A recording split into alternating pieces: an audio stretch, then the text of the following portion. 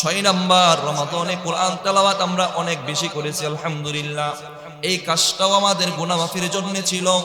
মুস্তাদরাক হাকিমের 2036 নম্বর হাদিসের বর্ণনা, قال النبي صلى الله عليه وسلم الصيام والقرآن يشفعان للعبد يقول الصائم يا ربي إني منعته الطعام والشهوة بالنهار فيشفعني فيه।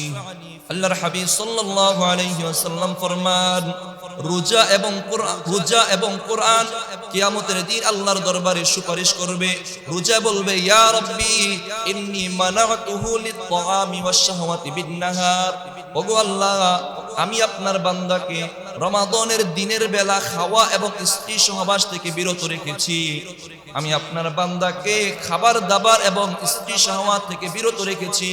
আল্লাহ, আপনি এই কিয়ামতের ময়দানে আমি আপনার কাছে এই রোজাদার ব্যক্তির জন্য সুপারিশ করতেছি।